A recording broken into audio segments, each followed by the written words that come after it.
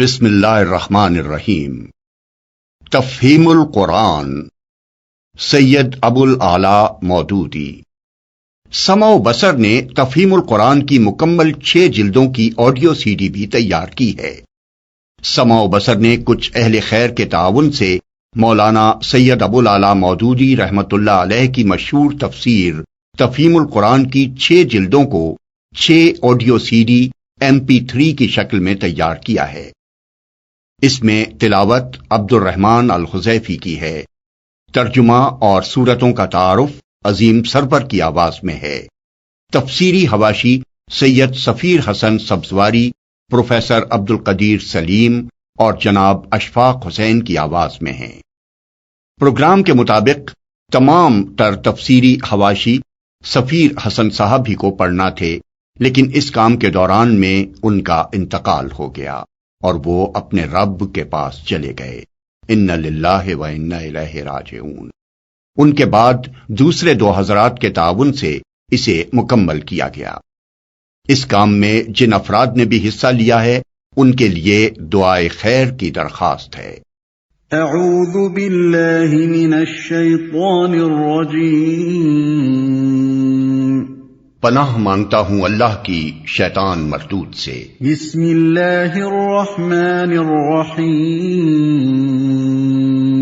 اللہ کے نام سے جو رحمان اور رحیم ہے۔ فاتحہ نام، اس کا نام الفاتحہ اس کے مضمون کی مناسبت سے ہے۔ فاتحہ اس چیز کو کہتے ہیں جس سے کسی مضمون یا کتاب یا کسی شے کا افتتاح ہو۔ دوسرے الفاظ میں یوں سمجھیے کہ یہ نام دیباچہ اور آغاز کلام کا ہم معنی ہے۔ زمانہ نزول، یہ نبوت محمدی کے بالکل ابتدائی زمانے کی صورت ہے، بلکہ معتبر روایات سے معلوم ہوتا ہے کہ سب سے پہلی مکمل صورت جو محمد صلی اللہ علیہ وسلم پر نازل ہوئی وہ یہی ہے۔ اس سے پہلے صرف متفرق آیات نازل ہوئی تھیں جو سورہ علق، سورہ مزمل اور سورہ مدثر وغیرہ میں شامل ہیں۔ مضمون، دراصل یہ سورہ ایک دعا ہے جو خدا نے ہر اس انسان کو سکھائی ہے جو اس کی کتاب کا مطالعہ شروع کر رہا ہو۔ کتاب کی ابتدا میں اس کو رکھنے کا مطلب یہ ہے کہ اگر تم واقعی اس کتاب سے فائدہ اٹھانا چاہتے ہو تو پہلے خداوند عالم سے یہ دعا کرو۔ انسان فطرتاً دعا اسی چیز کی کیا کرتا ہے جس کی طلب اور خواہش اس کے دل میں ہوتی ہے، اور اسی صورت میں کرتا ہے جبکہ اسے یہ احساس ہو کہ اس کی مطلوب چیز اس ہستی کے اختیار میں ہے جس سے وہ دعا کر رہا ہے۔ پس قرآن کی ابتدا میں اس دعا کی تعلیم دے کر گویا انسان کو یہ تلقین کی گئی ہے کہ وہ اس کتاب کو راہ راست کی جستجو کے لیے پڑھے، طالب حق کسی ذہنیت لے کر پڑھے اور یہ جان لے کہ علم کا سرچشمہ خداوند عالم ہے، اس لیے اسی سے رہنمائی کی درخواست کر کے پڑھنے کا آغاز کرے۔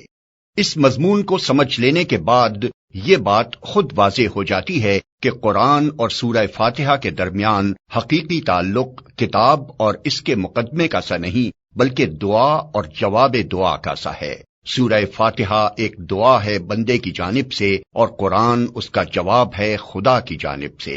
بندہ دعا کرتا ہے کہ اے پروردگار میری رہنمائی کر، جواب میں پروردگار پورا قرآن اس کے سامنے رکھ دیتا ہے کہ یہ ہے وہ ہدایت اور رہنمائی جس کی درخواست تو نے مجھ سے کی ہے۔ بسم اللہ الرحمن الرحیم۔ اللہ کے نام سے جو رحمان اور رحیم ہے۔ اسلام جو تہذیب انسان کو سکھاتا ہے اس کے قواعد میں سے قاعدہ یہ بھی ہے کہ وہ اپنے ہر کام کی ابتدا خدا کے نام سے کرے۔ اس قاعدے کی پابندی اگر شعور اور خلوص کے ساتھ کی جائے تو اس سے لازماً 3 فائدے حاصل ہوں گے۔ ایک یہ کہ آدمی بہت سے برے کاموں سے بچ جائے گا، کیونکہ خدا کا نام لینے کی عادت اسے ہر کام شروع کرتے وقت یہ سوچنے پر مجبور کر دے گی کہ کیا واقعی میں اس کام پر خدا کا نام لینے میں حق بجانب ہوں۔ دوسرے یہ کہ جائز اور صحیح اور نیک کاموں کی ابتدا کرتے ہوئے خدا کا نام لینے سے آدمی کی ذہنیت بالکل ٹھیک سمت اختیار کر لے گی اور وہ ہمیشہ صحیح ترین نقطے سے اپنی حرکت کا آغاز کرے گا۔ تیسرا اور سب سے بڑا فائدہ یہ ہے کہ جب وہ خدا کے نام سے اپنا کام شروع کرے گا تو خدا کی تائید اور توفیق اس کے شامل حال ہوگی، اس کی صحیح میں برکت ڈالی جائے گی اور شیطان کی فساد انگیزیوں سے اس کو بچایا جائے گا۔ خدا کا طریقہ یہ ہے کہ جب بندہ اس کی طرف توجہ کرتا ہے تو وہ بھی بندے کی طرف توجہ فرماتا ہے۔ الحمد للہ رب العالمین، تعریف اللہ ہی کے لیے ہے جو تمام کائنات کا رب ہے، تعریف اللہ ہی کے لیے ہے۔ جیسا کہ ہم دیباچے میں بیان کر چکے ہیں، سورہ فاتحہ اصل میں تو ایک دعا ہے، لیکن دعا کی ابتدا اس ہستی کی تعریف سے کی جا رہی ہے جس سے ہم دعا مانگنا چاہتے ہیں۔ یہ گویا اس امر کی تعلیم ہے کہ دعا جب مانگو تو مہذب طریقے سے مانگو۔ یہ کوئی تہذیب نہیں ہے کہ منہ کھولتے ہی جھٹ اپنا مطلب پیش کر دیا۔ تہذیب کا تقاضا یہ ہے کہ جس سے دعا کر رہے ہو پہلے اس کی خوبی کا، اس کے احسانات اور اس کے مرتبے کا اعتراف کرو۔ تعریف ہم جس کی بھی کرتے ہیں دو وجوہ سے کیا کرتے ہیں، ایک یہ کہ وہ بجائے خود حسن و خوبی اور کمال رکھتا ہو، قطع نظر اس سے کہ ہم پر اس کے ان فضائل کا کیا اثر ہے، دوسرے یہ کہ وہ ہمارا محسن ہو اور ہم اعتراف نعمت کے جذبے سے سرشار ہو کر اس کی خوبیاں بیان کریں۔ اللہ تعالیٰ کی تعریف ان دونوں حیثیتوں سے ہے، یہ ہماری قدر شناسی کا تقاضا بھی ہے اور احسان شناسی کا بھی کہ ہم اس کی تعریف میں رد اللسان ہوں۔ اور بات صرف اتنی ہی نہیں ہے کہ تعریف اللہ کے لیے ہے، بلکہ صحیح یہ ہے کہ تعریف اللہ ہی کے لیے ہے۔ یہ بات کہہ کر ایک بڑی حقیقت پر سے پردہ اٹھایا گیا ہے، اور وہ حقیقت ایسی ہے جس کی پہلی ہی ضرب سے مخلوق پرستی کی جڑ کٹ جاتی ہے۔ دنیا میں جہاں جس چیز اور جس شکل میں بھی کوئی حسن، کوئی خوبی، کوئی کمال ہے، اس کا سرچشمہ اللہ ہی کی ذات ہے۔ کسی انسان، کسی فرشتے، کسی دیوتا، کسی سیارے، غرض کسی مخلوق کا کمال بھی ذاتی نہیں ہے بلکہ اللہ کا عطیہ ہے۔ پس اگر کوئی اس کا مستحق ہے کہ ہم اس کے گرویدہ اور پرستار، احسان مند اور شکر گزار، نیاز مند اور خدمتگار بنے تو وہ خالق کمال ہے، نہ کہ صاحب کمال، جو تمام کائنات کا رب ہے۔ رب کا لفظ عربی زبان میں 3 معنوں میں بولا جاتا ہے، 1 مالک اور آقا، 2 مربی پرورش کرنے والا، خبرگیری اور نگہبانی کرنے والا، 3 فرمانروا، حاکم، مدبر اور منتظم۔ اللہ تعالیٰ ان سب معنوں میں کائنات کا رب ہے۔ الرحمن الرحیم، رحمان اور رحیم ہے۔ انسان کا خاصہ ہے کہ جب کوئی چیز اس کی نگاہ میں بہت زیادہ ہوتی ہے تو وہ مبالغے کے صیغوں میں اس کو بیان کرتا ہے، اور اگر ایک مبالغے کا لفظ بول کر وہ محسوس کرتا ہے کہ اس شے کی فراوانی کا حق ادا نہیں ہوا تو پھر وہ اسی معنی کا ایک اور لفظ بولتا ہے تاکہ وہ کمی پوری ہو جائے جو اس کے نزدیک مبالغے میں رہ گئی ہے۔ اللہ کی تعریف میں رحمان کا لفظ استعمال کرنے کے بعد پھر رحیم کا اضافہ کرنے میں بھی یہی نقطہ پوشیدہ ہے۔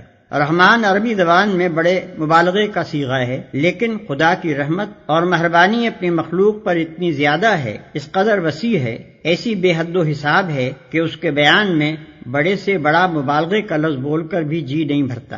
اس لیے اس کی فراوانی کا حق ادا کرنے کے لیے پھر رحیم کا لفظ مزید استعمال کیا گیا۔ اس کی مثال ایسی ہے جیسے ہم کسی شخص کی فیاضی کے بیان میں سخی کا لفظ بول کر جب تشنگی محسوس کرتے ہیں تو اس پر داتا کا اضافہ کرتے ہیں۔ رنگ کی تعریف میں جب گورے کو کافی نہیں پاتے تو اس پر چٹے کا لفظ اور بڑھا دیتے ہیں۔ درازی قد کے ذکر میں جب لمبا کہنے سے تسلی نہیں ہوتی تو اس کے بعد تڑنگا بھی کہتے ہیں۔ مالک یوم الدین،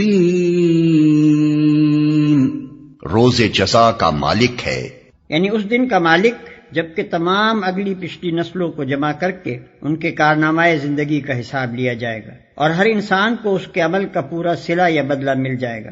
اللہ کی تعریف میں رحمان اور رحیم کہنے کے بعد مالک روز جزا کہنے سے یہ بات نکلتی ہے کہ وہ نرا مہربان ہی نہیں ہے بلکہ منصف بھی ہے، اور منصف بھی ایسا با اختیار منصف کہ آخری فیصلے کے روز وہی پورے اقتدار کا مالک ہوگا، نہ اس کی سزا میں کوئی مزاحم ہو سکے گا اور نہ جزا میں مانے۔ لہذا ہم اس کی ربوبیت اور رحمت کی بنا پر اس سے محبت ہی نہیں کرتے بلکہ اس کے انصاف کی بنا پر اس سے ڈرتے بھی ہیں، اور یہ احساس بھی رکھتے ہیں کہ ہمارے انجام کی بھلائی اور برائی بالکلیہ اسی کے اختیار میں ہے۔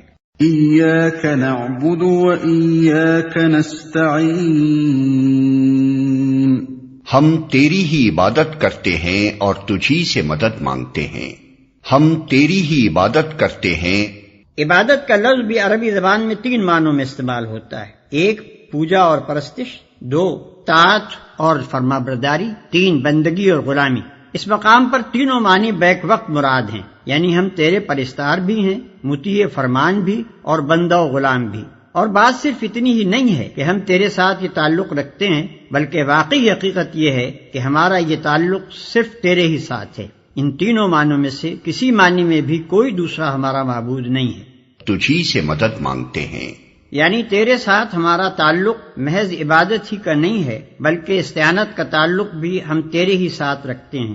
ہمیں معلوم ہے کہ ساری کائنات کا رب تو ہی ہے، اور ساری طاقتیں تیرے ہی ہاتھ میں ہیں، اور ساری نعمتوں کا تو ہی اکیلا مالک ہے۔ اس لیے ہم اپنی حاجتوں کی طلب میں تیری طرف ہی رجوع کرتے ہیں، تیرے ہی آگے ہمارا ہاتھ پھیلتا ہے، اور تیری مدد ہی پر ہمارا اعتماد ہے۔ اسی بنا پر ہم اپنی یہ درخواست لے کر تیری خدمت میں حاضر ہو رہے ہیں۔